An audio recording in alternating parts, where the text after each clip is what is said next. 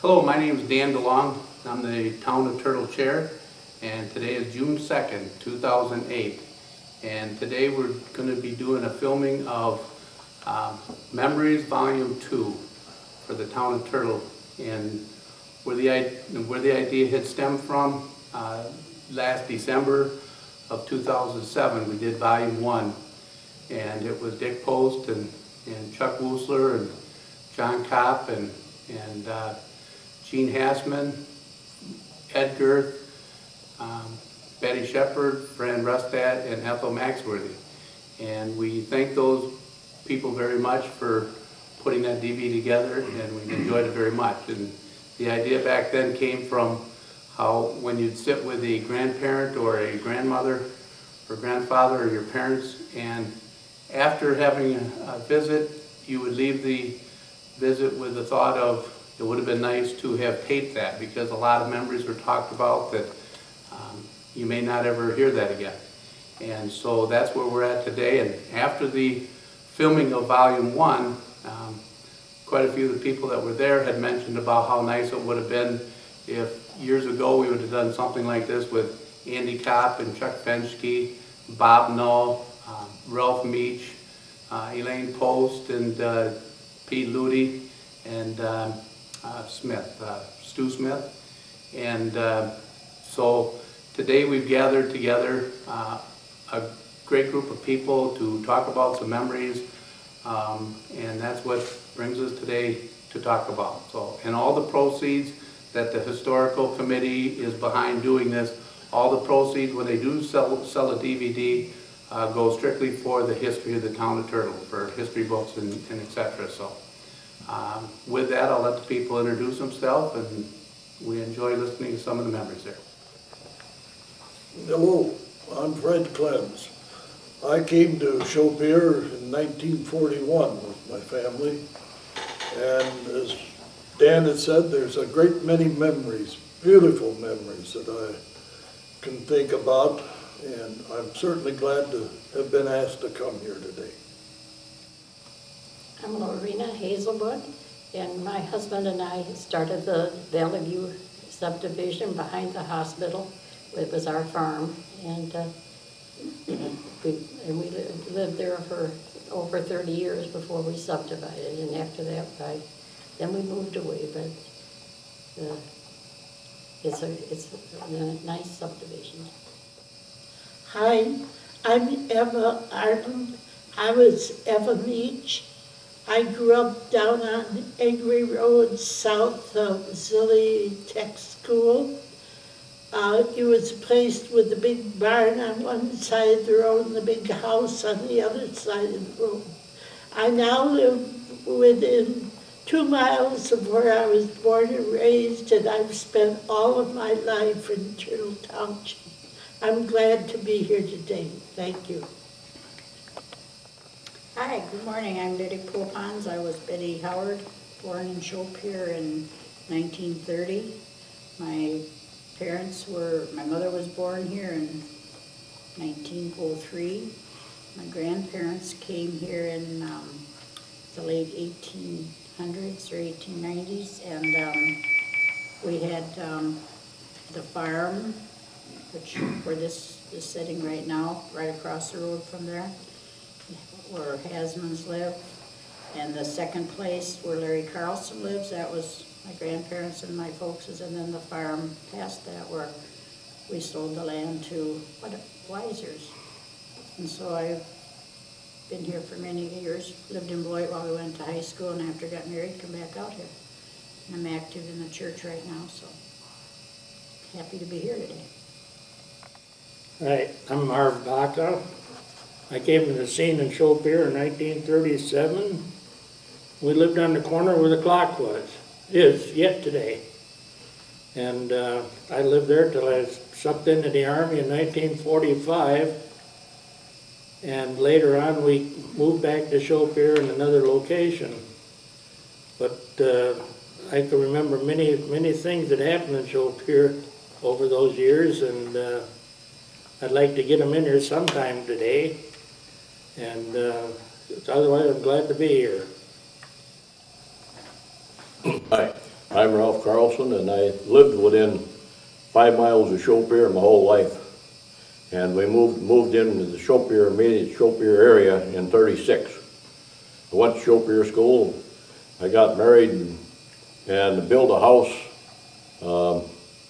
about 3/4 of a mile west of Chaupier on the creek side, 1948. That's about all I got to say, I guess. Hello, my name is Bob Wollslair. I moved here in 1937 from west of Columbus, Wisconsin. Lived on Butterfly Road, across from the Chaupier Cemetery and next to the Durst Machine Works. And worked there when I was a young boy until 1962, after I served in the Army. I worked till 62. Then I come out and left there and went into farming. And that's what I'm doing today yet.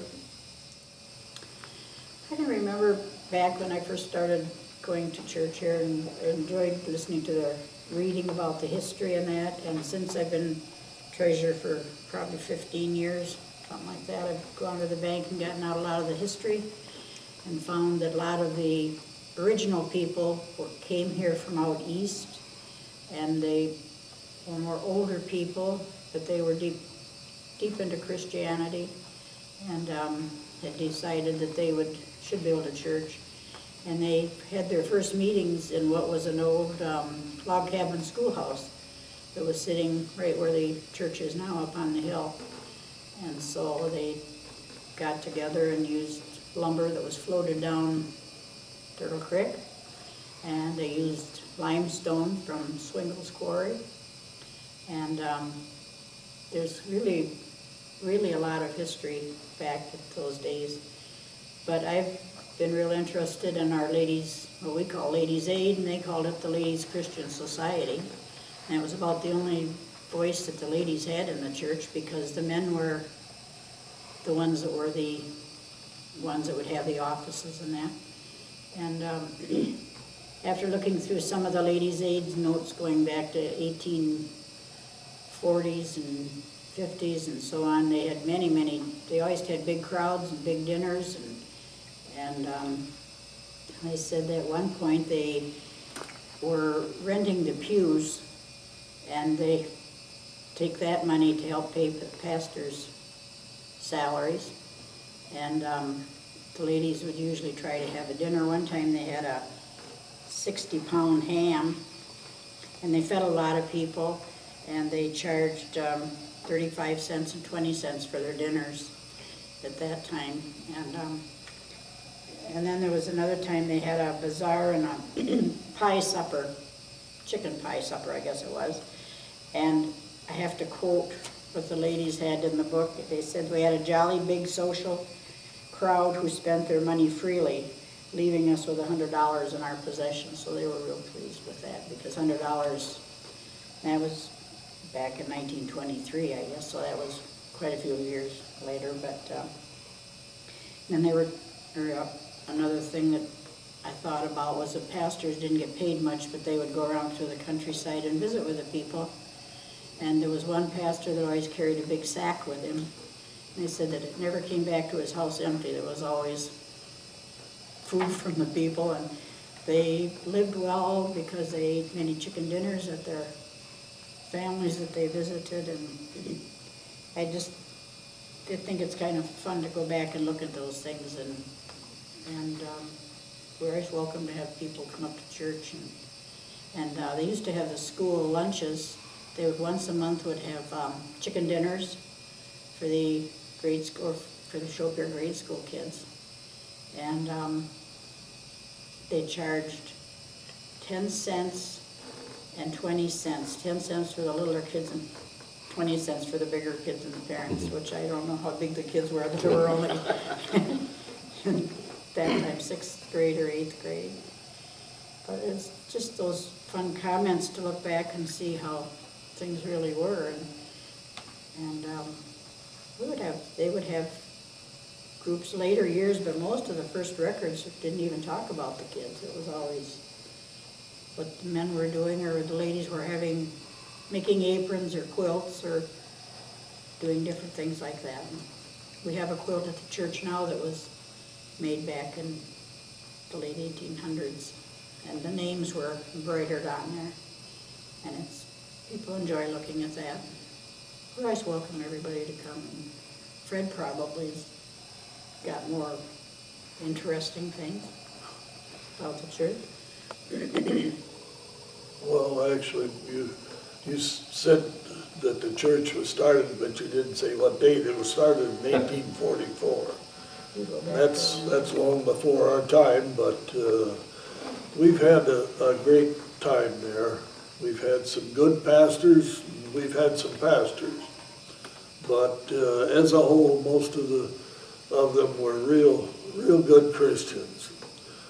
And the ladies were noted for their pies, and they still are. Whenever anything's going on up at the hall here, why, they always want to know if the ladies can bring some pies, and I have to admit they're pretty good pies.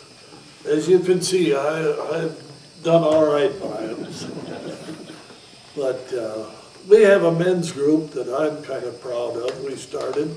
We have retreats, and we do some missionary work. And once a month we have a breakfast, and we've even invited him to come to it. I don't know, he hasn't said whether he enjoys it, but I think he does. I told George yesterday that whether you believe it or not, it changed my life. Well, that's good to hear. Yeah. I think it's great for the men to get together, and we have a Bible study every month for a little while, and I think that's one of the highlights. We don't have as many dinners now as they used to have, but I miss those. We used to make donuts. Yeah, We made donuts. They made good donuts Couple too. dozen donuts, and the older people say no more of that. That's, I would still love to do it because I still like to cook.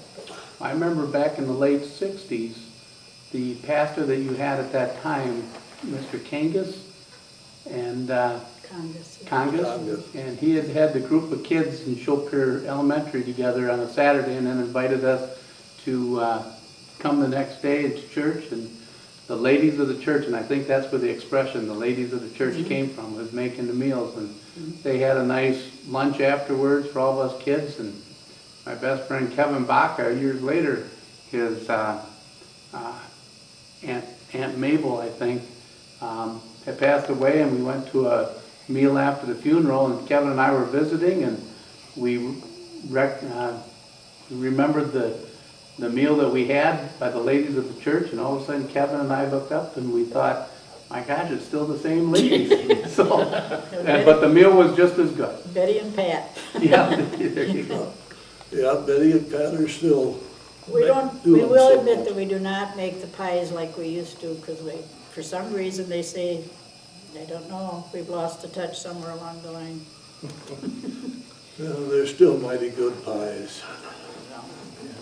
We still like to do it too, and we would have the, one thing that the ladies have done is we don't do like they did years ago with the quilting and aprons and all that, and we can't even remember who was supposed to have the next meeting and who would bring the dessert, so now we just say we'll have an ice cream.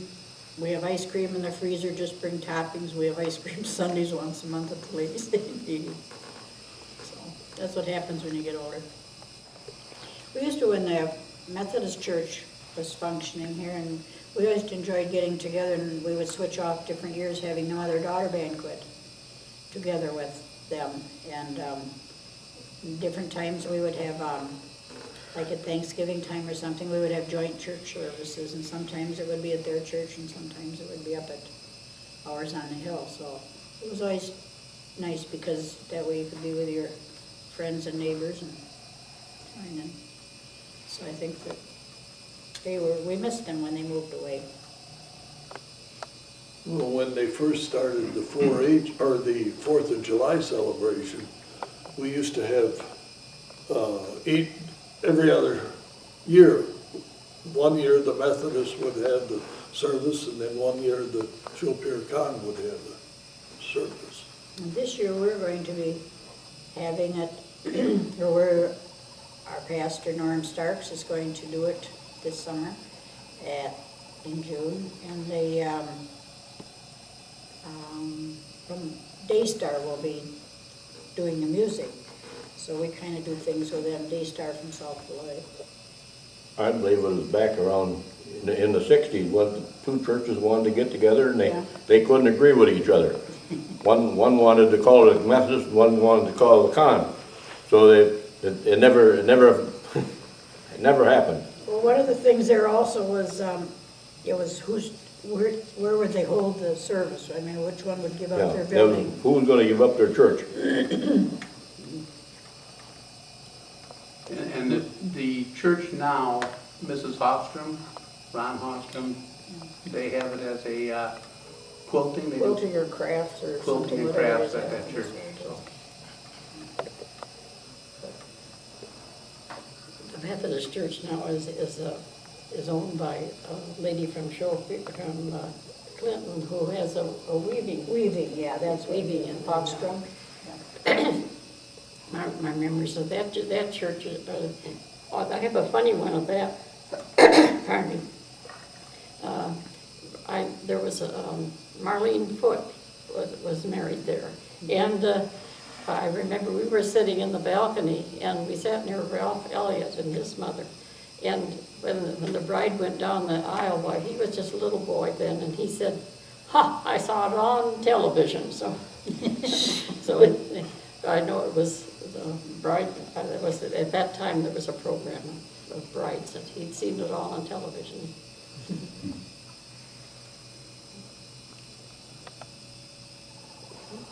I can remember when Dan Kemp used to be, he was a farmer, but he was the minister at the Con Church. Right. He lived up there in Charlie Smith Farm. Yeah. Well, And later he moved over north of 14. Garbage Rock Road. Yeah, yeah, he just went by there Saturday, that's fine. Later years in the 30s is when, 1930s, when more recognizable names came in, like Nellie Henning and Florence Carlson and Genevieve Drennan, who was the janitor at the school. And there was this joke about Mrs. Drennan that the McClellan family lived across from the school, and Mrs. McClellan always made whipped cream cake for when they had the community club, as it was called at that time. And then when the kids would come home at night, they would tell their mother that, "We never saw your cake."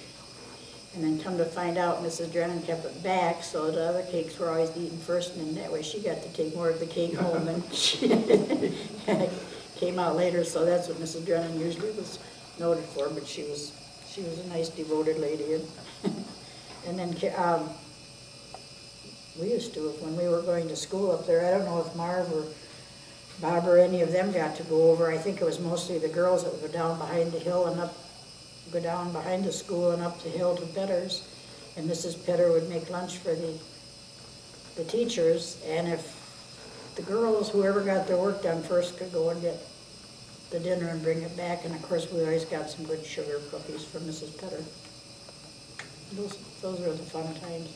Things that we remember a lot. The school, did all of you, how many of you went to Chopir School? All of it. Yeah. No, yeah. All my family, my kids went to school. We were always, in spring of the year, we used to have what they call play days. Oh, yeah. And Chopir School had the biggest attendance, so they were dominant in the play days all the time. But it was that little tiny Dixie cup of ice cream that we worked so hard for to get as a treat afterwards. There were about 3 tablespoons of ice cream in it. we used to play ball, had softball, and we'd tear the cover off, and somebody'd have to take the softball home and sew it up so to have a ball to play with the next day. And my dad, he made a bat out of hickory. And I took it up to school, and we used it up there for, I think, 3 years. Actually, I left it there. I don't know whatever happened to it. Fun time. My mother talked about going to Chopir School back when, in 1910, I think it was. Or not Chopir School, but Chopir Church. Her folks would make her go, but she never wanted to go because she didn't know any of the other kids that was there, and she was bashful, so she'd go out the back door and go home. She didn't stay. I built a house just south of the school. When we moved there, my oldest son started the school at Clinton, and my second son would, when he'd go to school, he'd sit there on the step and he'd cry. He wanted to go to school also. He did that for 2 weeks after he started school. Before, Cry after he got started. after he got started, why, it was a different story then. Fred said that we had good pastures and we had pastors, but Irene Van Ness, she was Irene Schulmeyer originally, she used to cut hair, and the one pastor we had also worked at Fairbanks, and he'd cash his check on Friday night. Ding-a-ling.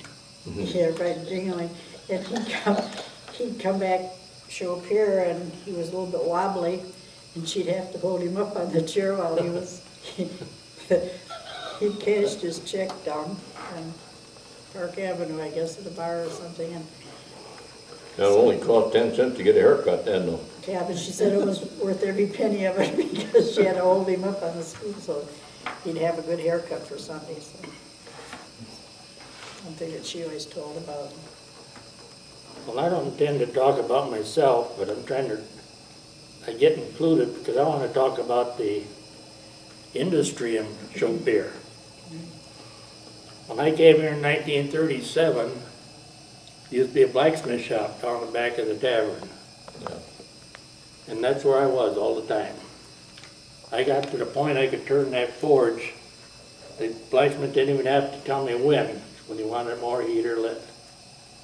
And at that time, Andy Kopp built a tractor out of an old Dodge car. And he moved the house, lives up on, it's up behind the church now, he moved that down from Tiffany with that old tractor.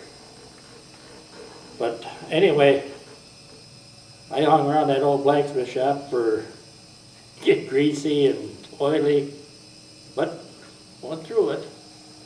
And then later on I went, well, I'll forget a lot of things, but anyway, I went to work for General Motors after I got out of service. And Walt Durst hired me away from General Motors in 1951. And at that time, he more or less had 3 divisions. Brass and aluminum foundry, which Chuck's dad, or Bob's dad, run. And Red Nichols running the iron foundry, and I was in the machine shop, all alone, the only one there. And it got so slow, one year he bought a lawnmower sharpener to keep me busy. Finally got the momentum going, and I left there in '62, and sales were over $1 million in 11 years. So that's the history there is now. I just came back from Colorado, and down on Highway 88 I met a truck, Regal Beloit. And that makes me think way back that I more or less was started in that. One of the first things that was made at Durst that he made some money on is a gearbox that a guy named Harvey Schwarzinski came to work there. We put it together by ourselves, unknown to Durst. And he had a customer in La Crosse, Cunningham. What was it, Bob? Cunningham? Yeah, the Lacrosse Trailer is a division Yeah, of the. they made a hair conditioner. Durst said, if they will accept that, he said, I'll buy each of you guys the best pair of shoes in town. Well, we got our shoes, and they accepted it, but that was the spark that touched Durst off, right there. Yeah, that house he built, that's why he called it the Cunningham House, 'cause that's where he got all the money to build it. But And that's the house that's right in between Durst and the cemetery? Yeah, Right it there sits on- down Right in, there on Butterfly Road. yeah, But I was there when they put up the first buildings, and I negotiated for another building, not knowing the Walt. And salesman come around afterwards, and he said, I didn't order no building. Walt said, well, he did. Walt said, I guess we need it, so we put it up. You built a lot of stuff on But I had that. a big free hand, but anyway, from 37 to the blacksmith shop to GM, and then later on, away we go. So, in between, there's many, many stories which we can't tell today. I'll pass it on to Ralph. You went down to Knight Manufacturing too and brought it, wasn't you? They sold a lot of gearboxes, Oh yeah, we made gearboxes for Knight Manufacturing and brought it. in Broadhead. And they were going all over the country. We sent some out to Idaho and the sugar beet industry out there. I had to go out there one time on a service call, and they said the gearboxes were getting so hot they couldn't run them. They had to just unhook from one machine and go to another one. They couldn't stop. Well, they were making adjustments to them after they left here. And the adjustments to them was the wrong thing to do. They didn't think they were right to start with, but they fixed them. But that was a trip. One of the first things that they made wasn't the stove grades? Pardon what? Stove grades? Oh yeah, that foundry made a lot of parts. Yeah, I can remember my folks coming up to Walt's and having an old stove grate cast for them. Yeah. Well, he made a lime spreader and a lot of different things, but that aren't the really ones that got him going. It's the gearboxes that got him going. Is that right, Bob? yeah, that's right. Bob used to assemble them. He could pound them out faster than anybody. And, yeah, Walt moved here in the late 20s and had chicken business till 32. And that went out, he couldn't make it on the chickens, so times were tough, Walt said, so I got tougher. So then he borrowed $50 from the bank, borrowed a lathe and started a machine shop. And then in 1934, he started the foundry for less than $300. Then he hired, my dad worked in the foundry in 1937 when we moved here, and Willis Nichols was in the foundry a couple years before that, but they're the only two guys he had in the foundry. My dad run the brass and aluminum foundry from 47 to 54 for him. He got 30 cents a pound for aluminum castings and 15 for the brass. When he wanted to pour that stuff, he'd have to come down to the machine shop and get me to help. Yeah, help pour, yeah. That was a big crew at those days. Now, Bob, the home that you grew up in and your brother Chuck have talked about how the history of the Wollslair family, from your father through you boys, for many years, there was a Wollslair working there. Yeah, from 1937 to, my brother moved to Phoenix in 2004. One of us there in them 67 years, or we were there steady. When did- Nephew or something. There was nobody there. When did Walt buy that train from Germany? It was after I was there. That was afterwards? Yeah, I got it out. in I'd front done of the a lot of work on that. Yeah, And they made the railroad ties for the, we're back up there. yeah, Treasury Rackerman Park Park. up there. I got 2 or 3 guys from General Motors to go up and cut railroad ties for that there, and then they took them to Milwaukee and had them creosoted.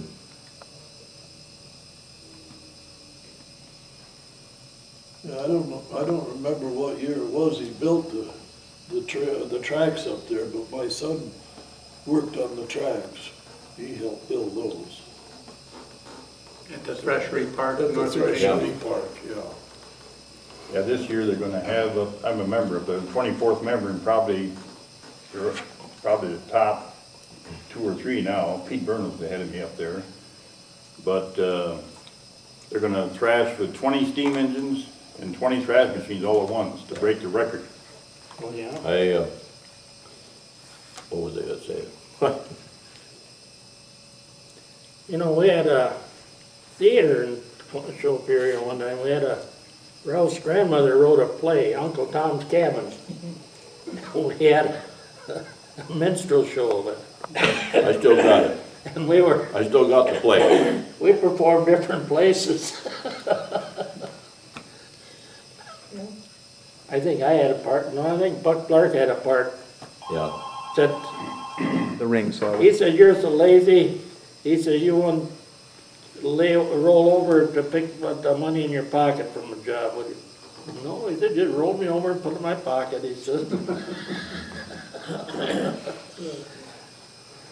Lorena, why don't you tell about where you and your husband Well- did the subdivision? Well, we came here in 44, we bought the farm there, it was 127 acres. And, well, we weren't really, Clifford really wasn't new to this area because his grandfather built the mill here in Chopir. In fact, the one, he had one down, farther down. What was his name? His name was Chamberlain. Chamberlain. Chamberlain, yes. That was Clifford's mother's father. And in fact, she lived in, it was a big old house lower on the creek, and Cliff's grandfather had a mill there. But then he built the one in Chopir. It's now there's a house there, but he built, I think he put the dam in, I'm not sure. But anyway, then in 44, we bought the 127 acres on Creek Road there. And can't remember exactly when we decided to subdivide. Well, Jess Schuster, he was an old real estate man, and he convinced us that we needed to subdivide. And so we subdivided, first we just subdivided along the creek, and we called it Valley Crest subdivision, and Valley View subdivision. And then we subdivided the rest. We got $2,000 lot, and now I talked to a lady the other day that in 1950, they paid $86,000 for that same lot. So prices have changed. When they started the fire department, I was the first dispatcher, and Clifford was the town cop, the town, Constable? Deputy Constable? He was Constable, yeah, well, he was the town cop, I guess. he was the chief. Chief, was the yeah, he chief. was the chief, and then I had the fire phones, and at that time it was the telephones, and then it turned to radios. We had radios, and all the fire department, all the firemen had radios in their home. And I remember when the mill in Tiffany burned, it was a very cold day, and I sat we had the radio in our utility room, and I remember it was so cold, my feet got cold sitting out there. And they said that it was so cold that when the firemen turned the hose on the rats that were running out of the mill, they froze right there. At least that's what the firemen claimed, anyway. Remember 1958? And then we subdivided the rest of it's the division behind the hospital, and then I think then we moved away. We moved over back of, over north of Beloit on Creedy Road. We lived there for a while, and then we moved up north to a cottage up north, and then Clifford had heart troubles, so he had a heart bypass, and so then he couldn't stay where it was so cold, so then we moved to Florida. We were there 13 years before we came back. But in the streets, we named the streets in the subdivision, and I always wanted to live on Easy Street, so one street is named Easy Street in a subdivision. And one is Hazelwood, and one is Lorena, and one is Ale, which was my maiden name. And but I don't know what else I could say about a subdivision, except that I remember that everybody. What was the significance then of Hart and Hubie, or that Hart and Hubie Road with the subdivision? You talked about Easy Street and Lorena, but there's two streets over there called Hart and Hubie. They run east and west. Yeah, they run east and west. Well, there was a Hebe had the farm, across the Oh, okay. hospital. Okay. And it ran back to his farm, so that was why that was. Okay. Then there was Hart School. Yeah, it was Hart School, yes, it was Hart School, and that road continued on past Hart School, and so, I mean, it started again at Hart School, and so that was Hart Road, so that was called Hart Street. I got acquainted with Cliff back in the middle 40s. I worked for Ellis Chalmers dealer in Clinton. And Cliff would come over there because he had an Ellis Chalmers tractor and that. We got a carload of combines in the Clinton. They were knocked down, what we call it. They had to be pre-assembled on site. So Cliff and I got the job of assembling these on our own. We got $12 a piece for them. We split the money. I'll never forget. One thing I'll never forget about Cliff, he ran for sheriff one time. Yeah. And they come out and they said, "Are you going to issue courtesy cards?" He said, "I'll be courteous to everybody."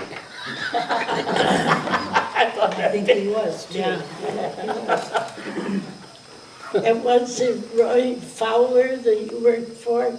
Pardon? Was it Roy Fowler that you No, worked? Mike Roth, Oh, I see. right on Clinton Corners. It was back in the 40s, they used to have free shows up to Tiffany. Yeah. And a whole bunch of us get together, there'd be a lot of us up there, and all the kids, they had that for quite a while, and they started doing the same thing in Clinton, and then we lost it. And that's the location right now where Oldenburgs have the banquet hall Yeah, at? yeah, the parking lot, they'd put up a show down there, and you could go in there and watch the shows. Now, I was too young, but there were some other shows that you used to go to there, didn't you? Oh, yeah. Oh, yeah, that's a different show. Well, Cliff That was in the building. Cliff brought them in. Yeah, Well, in 1939, we lived in that big house right next to the tavern. And on Saturday night, my sister and I'd go to bed early and we'd watch out the window and there was some shows out there too.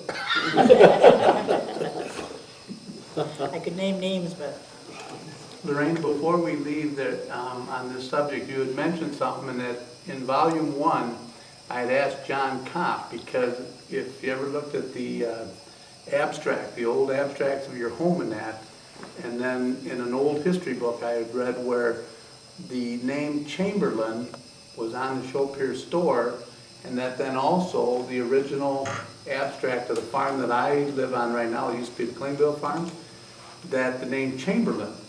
And I'd asked John Kopp if his dad, Andy, had ever mentioned of the connection between the store and the farm that I live on, if they were relatives, father, son, same person.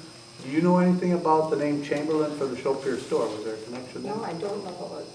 Judy might know it. My daughter Judy has a lot of the History of your records. family? Yes, there's over at the Fairfield Cemetery. There's a lot of some Chamberlains buried over there, and I think one of them was the one that had the mill. Okay. But I don't know. Judy has a lot of the records. Okay. well, Chamberlains were active early on in the church too. Yeah. And they had 8 children. Yeah, yeah. Okay, that would Yeah, explain he why, was- yeah. why you saw the name so much. Yeah, that's why. He was a minister. Yes. He was he came from England. England, and, right. And he was a minister. Then he ran the mill. I guess they had, at that time the minister wasn't paid much, and they had to have more No, than they one. did $400 a year. Yeah, Was the so they most had to have more any than of them got. more than one thing going. Well, then, we also had Governor Harvey had been a minister up at our church too. Well, Carl Klingbeil used to come down to the Shopier store all the time. We'd be sitting down there, "You guys got girls tonight?" He said, "I'll go with you." He's always talking about girls.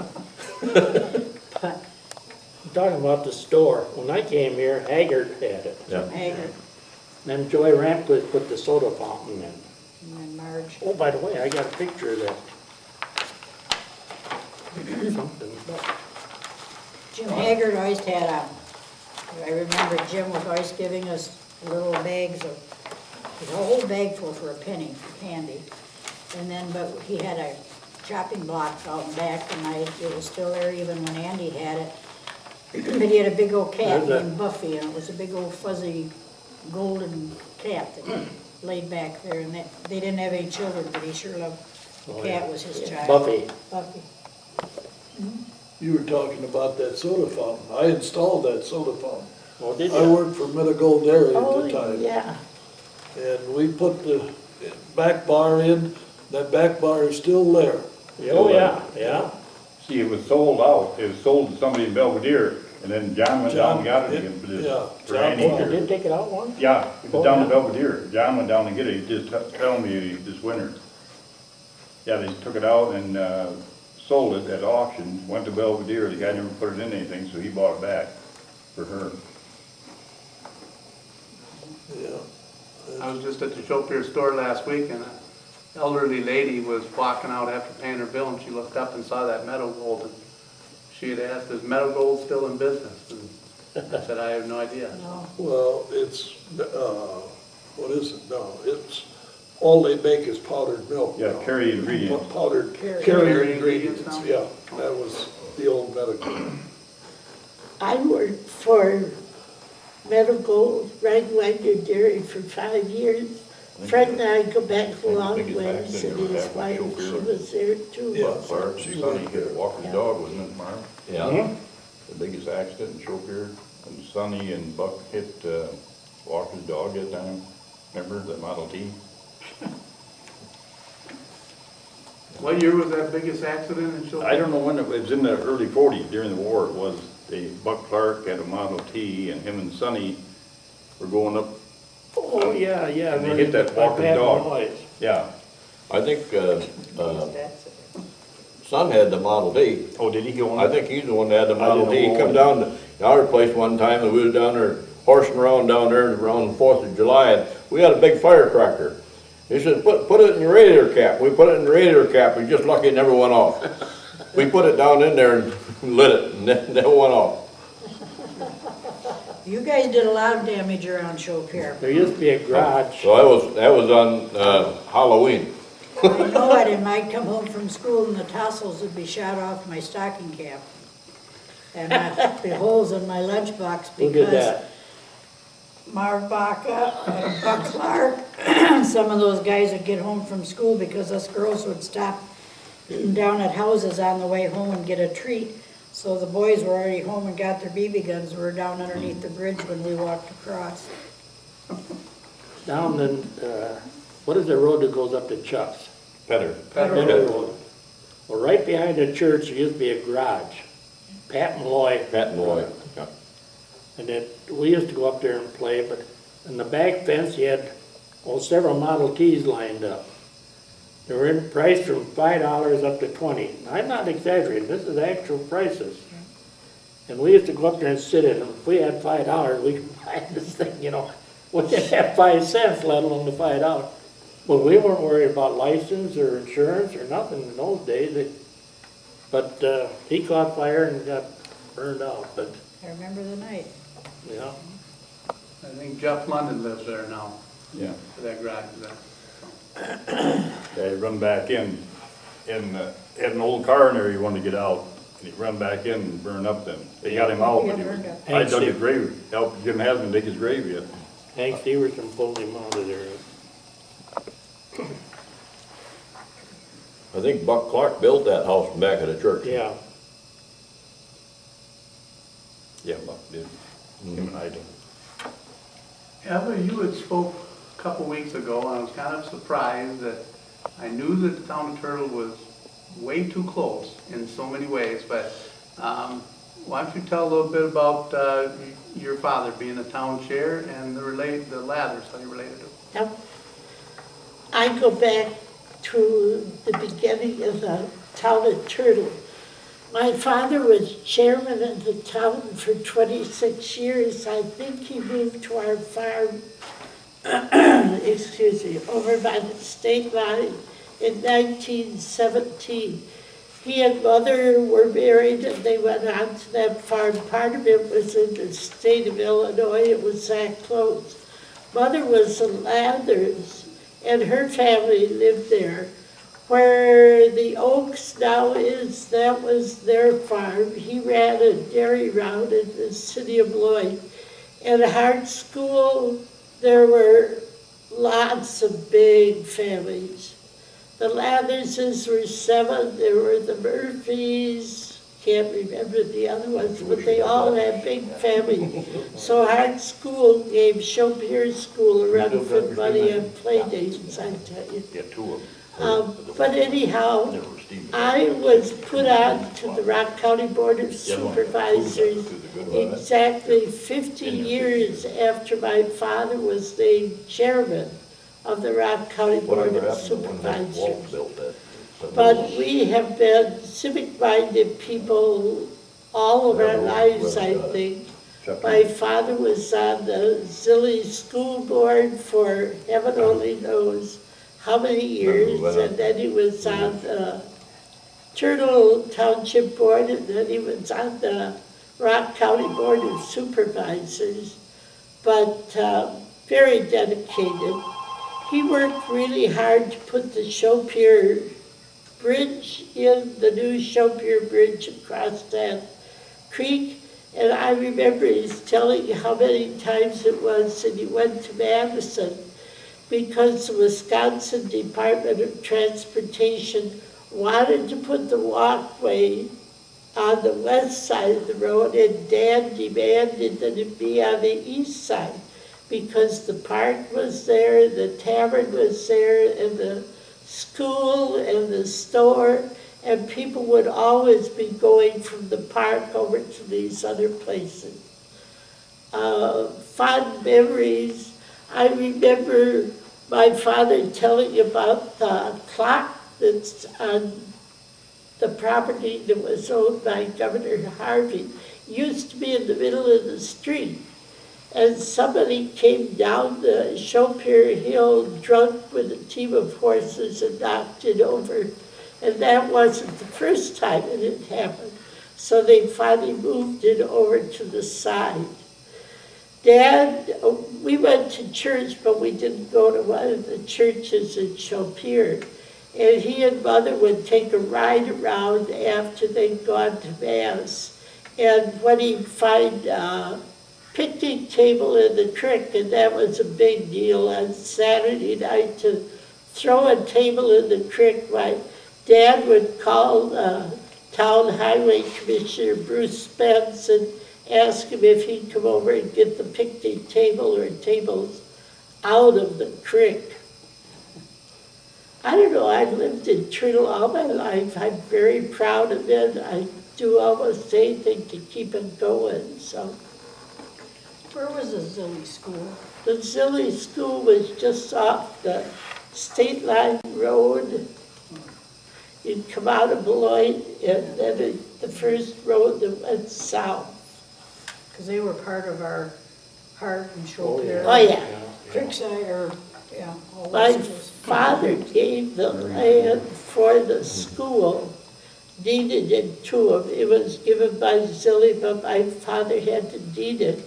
But when the big boys got real good at the baseball, it would go across the fence over in the woods, and many times we couldn't even find it. Can I go back and tell about Chopierre School? Sure. We had a bunch of young teachers, and it was when it was difficult to find teachers. And they'd come in and they'd last about a week and then they'd be gone. And they finally hired a Mrs. Highland, and she was an old person. She was tough, but she loved us. But anyhow, there were these 3 big boys that were ringleaders in the school. And they do neat things like climbing up on top of the schoolhouse and turning the bell upside down so they couldn't ring it. And so she let them go for a half a day and found out who it was that were those that were the troublemakers. And then she just took them and set them on her lap for an hour in the afternoon. And that pretty well took care of the problem of the three big boys that were the troublemakers. They knew what was coming. And she taught me, she had a granddaughter then that was coming into school. And Algeva Gunderson and I went into school for 6 weeks so Aunt Meehan could teach us for those 6 weeks. She wanted to do it for her granddaughter. It was a great time. But my teacher just died, and she was from Hart School, Leona Schomeyer-Skogan, and she taught me my 8th grade. It was her first year of teaching, so you can almost figure out how old I am. It's one of those things I'd have to kill you if I told you how old I am. So, Well, Schopier School had another teacher that liked to harp about the kids' behavior in Schopier at night. But she'd get going on that, and the boys kind of got wise to that, and so they knew when we were going to have a test. I think it was the upper grade when Marv was probably 7th or 8th grade. And at night they would go down, and then in the old iron bridge, the bar that went up between them, they'd stand down there and rattle that, and it would just echo up on the hill, because she was living up by Petters. And so then she'd get harping the next day about how naughty the boys had been the night before and stuff, and then they never got to having their test. One of the teachers at art school was Ellen Wildermuth. Oh, yeah. Mrs. Burrow Wildermuth. And she was my oldest daughter's first grade teacher, and she taught her all through the 8th grades. And when my daughter became a teacher, she student taught under that's great. which was nice. And so we have nice memories of Ellen. Ellen was killed in a car accident.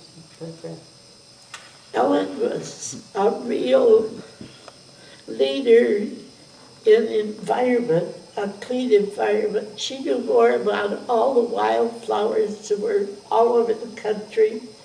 She got kids to go into 4-H and take things that involved the environment. She was a great leader. she was a wonderful teacher. Yeah, I remember our kids go looking for birds' nests, and she had explained it well enough so that they knew what kind of a bird had that nest.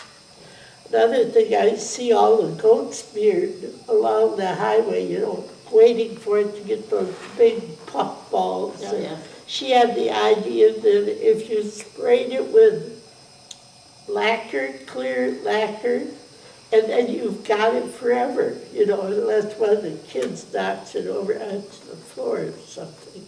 But I know when she was teaching there at Hart School, Virginia Coleman came down there, and one day when she was teaching, and she came back and she said, well, those kids were all over, they were doing stuff all over the school instead of sitting in their seats. Because Ellen had them all doing something different. So. she was great. Yes, she was. One of our local teachers, Mrs. Prop, I was on the school board, Schopier School Board, when we hired her. And to this day, she accuses me of being the one that started her teaching. She's taught almost 50 years in the Schopier and Clinton area. So I think Dan DeLong had a little, She was my first grade teacher. was she? Yeah, and it's not nice to say, but it was a very nice one, but when she would squeeze your arm, she had the biggest vein right in and it wasn't for telling me I did good on the test. I don't know what it was. It was something else. Yeah, and you just talked about coincidences in life. My wife and I were up in Janesville last week, and I saw a gal that when I looked at her, I said, "Are you Julie Ross?" And she said, "Yeah." And I hadn't seen her for over 30 years, but at Schopier School, she was the gal that called the squirrel out of the tree that came down and bit her in the finger. And Mrs. Prop was the principal of Schopier Yeah. School and stuff like that too. So But I think most of the kids that had her said that she was the best teacher they'd ever had. Yeah. They learned from her. Everybody liked her. She was tough, but she was good. Yeah. And may I digress? Dan's wife was one of my all-time favorite students. I adore that girl. I don't know how you ever got her, Dan, I but won her in the lottery. Yeah. No, but, and the way that I found out that Eva Arnold was my wife's teacher, I had no idea. And we were at some function, and my wife, Marv knows my wife, she's half the time shy, and my wife was standing next to me, and all of a sudden, and I had no idea that she knew who you were, and all of a sudden, she just gives you a hug out of the blue. And that's when I knew that you were her teacher at Beloit Memorial, so. she's a sweetheart. Good. Say, Bob, why don't we start over, and we'll kind of end with this, with the group here. One thing everybody has known that with the town of Turtle or any community is where the surprise comes in is how people are related. And maybe if you could tell your brothers and your sisters and who they ended up marrying and stuff like that, maybe where they live. And actually one of the biggest surprises is connected with Ralph Carlson next to you is that just within the last year I found out that Billy Carlson's wife is the sister of Dan Oldenburg's wife. Yeah. And I would have never guessed that in my years. But why don't you go ahead and talk about who married who? Yeah, I'm the oldest of the 8, and I'm divorced, never married again. I don't know if it was a good idea or not, but then I had twin brother and sister. They're 74 now. Donna married to Krebs, Ronald Krebs. They live on X just before you get to Clinton, across from old Ryan Flish florist. Their house, they just put it up for sale now. And then Donald, he lives on Bus Road, just before you get to the curve, go around by Durst. He lives in a new brick house right there on the right. He married Dolores Oberts. And then Jane, she lives in Elkhorn, and she married Gib Fry. She just turned 72. And then Chuck, he lives on Petter Road up here. He married Sandra McAfee in 59, and they've had 4 children. Chucky lives in Bus Road, and then one lives over north of Delavan, and one lives in Clinton, one in Janesville. And then there was Kenny. He's moved to Phoenix in 2004. He worked at Durst up here and left there, and then he hasn't worked since. He'll be 63 the 13th of June. And he married, let's see, I don't know what her real, Kathy's last name was. She'd been married before. And then there's Sandra, my sister Sandra. She married John Brandel. They live going on Butterfly Road. Well, where Marv's son built that house, didn't he? Marv? Your son Kevin built that house where Sandra, my sister Sandra lives? Yeah. Yeah, they bought that, and they live there. She married John Brando. And that's the end of it. I was the oldest, and Sandra's sister there was, Sandra was youngest. I was 18 years, 3 months old when I graduated high school. No, that's when she was born, when I was 18 years, 3 months old. So I didn't see much of work because I was away from home then. Graduated, I worked by the month on the farm. Really? I'm the oldest of 3 kids anyway, and I got a sister living in Beloit and one sister living in Florida, and I got three kids, one working for Beloit treatment plant, and the other one, the boy lives across the road from me, working at GM. He's taking his retirement in another month. He's all done, I guess. And my daughter lives down in Richmond, and she's married, got a lot of grandkids, great grandkids too. That's it. I just got dug this old paper out, just looking it over. I don't know if it's been noted in the first DVD or not, or now. But it was known that Waterloo, Chopier was known as Waterloo at one time. Was it in the first? Yeah, I don't know whether I was in the first one, but yes, it was Waterloo, and then they Yeah. changed it sometime around between 1845 and 1850, maybe it was changed to Chopier. Because they figured the Chopier had more history, because it was a limestone, and it's a French word, and Pierre or whatever it is, Michaud, I think part of it was from Indians, and there was a lot of Indian burial things around. Well, they had a fight down in the park, the one that was in the park at that time, kind of like the, what is that famous ones? Goodness sakes. Put pitchforks and they were arguing about some land by the bridge there. McCoys and... Hatfields and McCoys. Hatfields and McCoys. Yeah, that's what, Yeah. Turtleville was like that. Tell about your family?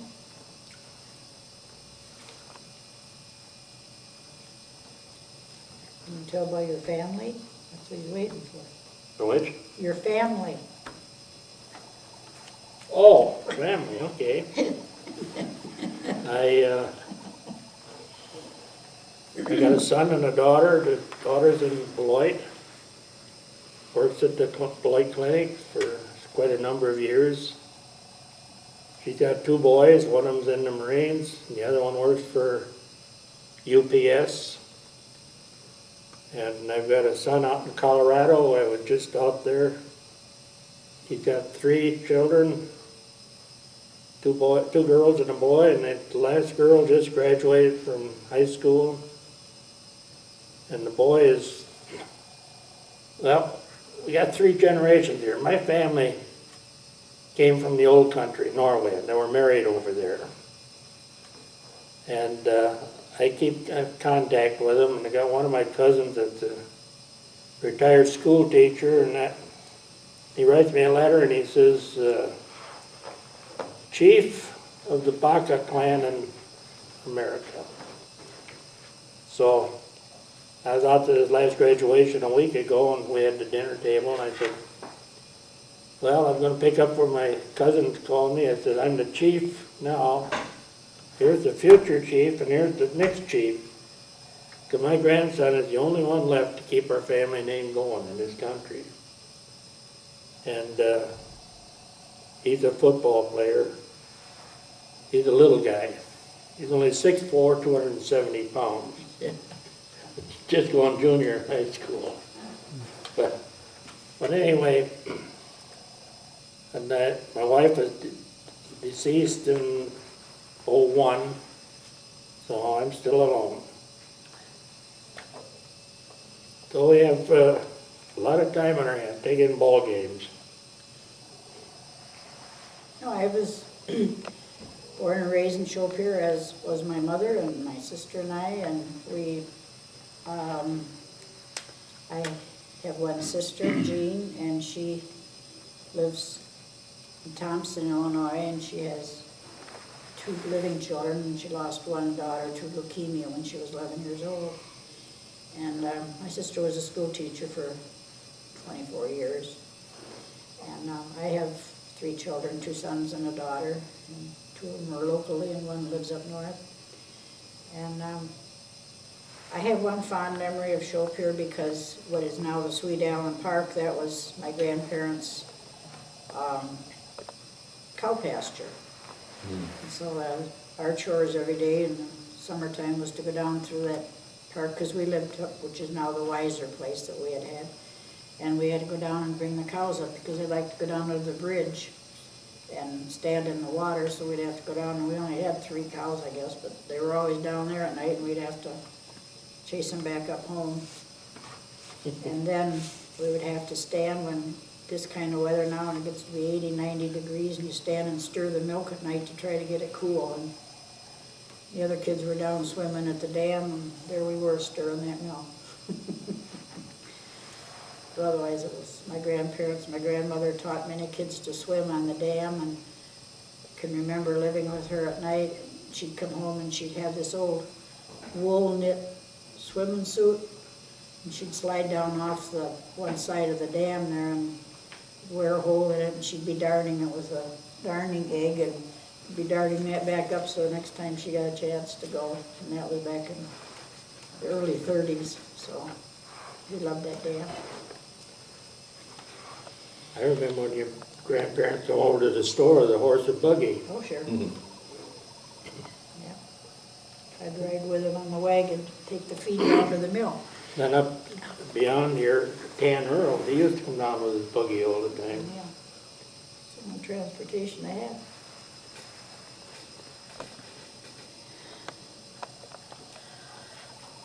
My mother's people came over at the time of the Civil War. Two brothers came over with two brides. And I do remember seeing the prune chest, a chest made out of prune wood that they brought all of their clothes over. When they got over here, the Civil War had broken out, so they couldn't go back home, so they had to fight. One of them came out as a general, and the other one was killed. Now, as I said, they lived down on the area, the corner of Hart and Shopier Road was their farm. And when you talk about going in the creek was so high that my mother and a sister and a brother used to hold hands and walk across the creek under the water to drive the cows back home so that they could milk them, because, as I said, Granddad had a dairy and delivered milk into the city of Beloit. My father's people came over on the Mayflower, and we had a real interesting time when we checked out his heritage. They lived around Provincetown, but back up on the land, out on the dunes. And then they went over into Pennsylvania. And I'm like he's sharing something that perhaps I shouldn't, but I found it interesting. But this one ancestor of my father's was a minister. He was also a womanizer, so they chased him out. And he went up into Canada, and we found the property that he owned up there. He had 1,000 acres. We found his gravesite, and it's under glass. But the land now is used as Camp David is in the United States. It's a government property, except there's this lake down there, and it is called the Meech Lake. And my sister and my daughter were going to go because it's a nudie lake, but it was cold weather that day, and so everybody had a jacket on, so it was fine as we drove to the lake. I am a colonial name, though, because Dad's people came over on the Mayflower. My mother and my father lived out in the town of Turtle on Angry Road. There were 3 of us kids. My brother Byron Meech, and he was well known in the hog industry. I was the first girl to show hogs at the Wisconsin State Fair. I've always been kind of a rebel. Byron was married. He had a wife, Wyona, and 2 daughters. I have a sister, Esther Rummage, that lives on the Yale Bridge Road west of Rockton. We had 3 kids, a son, Bill, and 2 daughters, Barbie and Kathy. Barbie died with breast cancer 5 years after her son died with neuroblastoma. And Jason died 5 years after my husband died in 1980. How's that for a mixed up affair? But Barbie and Kathy and I were all teachers in the Beloit School District. Kathy still teaches, and I'm going down there today to help with her kids in finishing up. My son Bill had 2 kids, Bill, and he has 2 children, and then he had a daughter, and she's Corey Wilson, and she has 2 kids, and she lives in the city of Beloit. I guess that's it. So,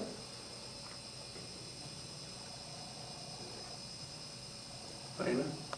well, I was born Lorena Hazelwood, Lorena Ale rather, and my middle name is Victory because I was born on Armistice Day in the First World War, so you know how old I am. And my dad was a sailor. He was on the White Fleet that went around the world. Teddy Roosevelt sent a White Fleet around the world to show how strong the United States was. I know he said that when they came into the harbor in Japan, Japanese sent out a ship to match every one of ours that went in there. But and so that was quite a thing at that time because most people didn't get very far. Anyway, I was born in Harvard, and I married Cliff Hazelwood in 1938, and we had 4 children. My son is out in Washington State. He has 7 grandchildren, so he has 30 children and 7 grandchildren. And my son-in-law is over there, Marty Damon, and is married to my daughter Jeannie, and Judy is Judy Pike, and she has 2 grandchildren, and Mark and Jeannie have 3 children and 7 grandchildren. And so I don't know what else to tell you except that I like living around Schofier and Beloit, but we always seemed like I'd come back here, and right now I'm living in Clinton in a house that Marty owns, and but I enjoy coming back to Schofier. And You talked about the price of lots going up in price.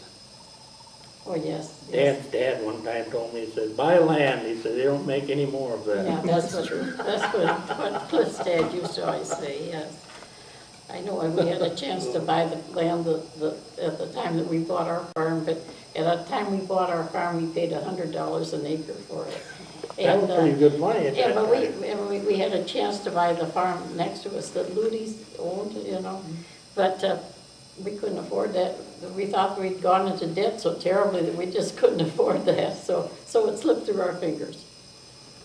Talking about land, I had a chance to buy land for lake property up north when I was young, 50 cents a foot. Oh my goodness. 50 cents a foot, and now they're getting 10,000, Yeah. 37, my folks bought the place where the clock is. It's listed as 10 acres, more or less. It goes up to the cemetery and $3,500, no, $3,000. We sold it, we had a brick $3,000. house there on Creek Road and right beside the subdivision. And we sold it for $38,000. I wish now I had it back. Well, the church sold their parsonage up there on the corner, up there by the church, and they sold that for $100. What about your brothers and sisters? Well, I only have one sister, and she lives just outside of Birmingham. She just lost her husband, lost my brother-in-law in '05. But I had, my wife and I had 4 kids, 3 boys and a girl.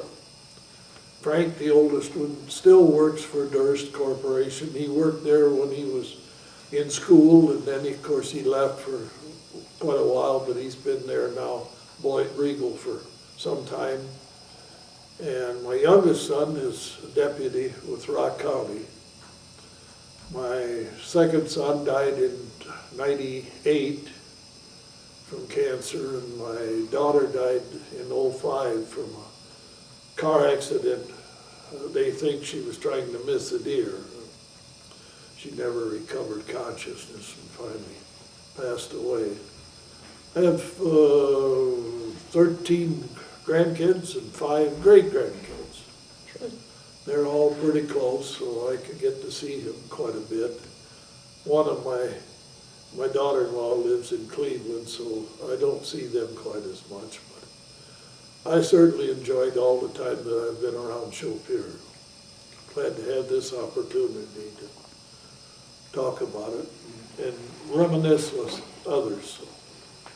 I know another thing about Fred that maybe not everybody knows, but up at church he is known as the man with a harem. That's true.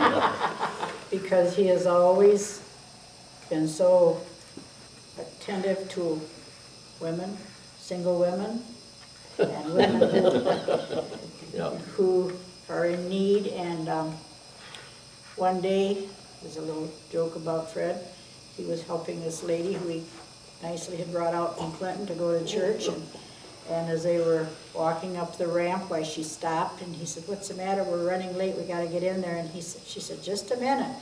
She reached down, and she was from the nursing home, and she had Pampers on, and Fred nicely helped her. He said, "I got him up as far as her knee," and helped her. And he goes out to eat on Sunday, and usually when he goes into Sophia's, he'll call and get a reservation, or just say there'll be so many coming, and it's Fred's harem, so. That's neat. But he's been a very generous person in helping with everybody at church, so, and in the community.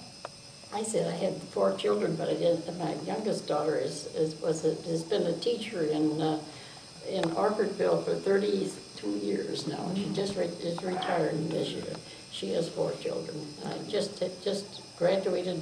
My youngest grandson just graduated this last week, and I have 17 great-grandchildren. And can I say that I've lived on the same farm? We bought it in 1950. I'm a farmer by birth and by choice, and I love it. Highway I-43 goes right through my farm, but it didn't stop me. We still live there.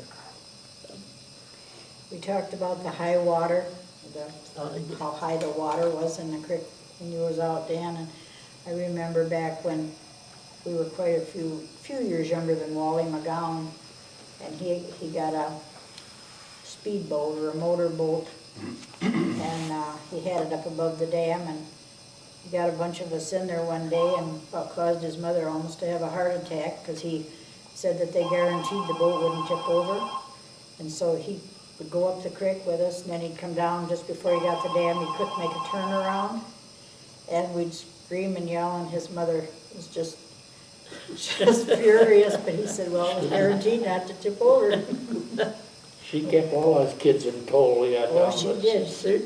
She switched me because we one time lived in the little house across, which was across next to Fenske's, and that was in 1932. And my dad would walk down to the dam to go fishing, and I would take off to follow him, and either Mrs. Yandry or Mrs. McGowan would come out with a switch and chase me home. They used to have big hockey games on Sundays above the dam years ago. Wally McGowan laid me out colder than a cucumber one time. I think Betty and Jean spent most of the time sitting on the porch watching us swimming down there. Oh, we did not. They had a pair of binoculars and they'd watch us all. We did not. Well, we're gonna conclude the Okay. memories and the information like what Marv has. The town of Turtle has formed a historical committee. Joyce Bland is the chairman of that. And the town of Turtle needs to have a central point. And there's just been a lot of people that have come forward with different articles. And so it'd be nice in the future to come up with a historical type building or something like that to kind of house some of it, to maybe bring some of these articles and the DVDs and things like that. So but I want to thank all 7 of you very much. And you're the leaders of some great families in our community. And a reminder again to the people that are watching these DVDs, the next volume 3, John Kopp, who's a member of the historical committee, is talking about in the spring of 2009 to have a memories. He already has half of it because he has footage of the flood of 1973. But we'll invite people to come in with the memories of how that affected their lives, the people that lived on the creek there. So again, thank you all very much, and enjoy the summer of 2008. Thank you. Thank you.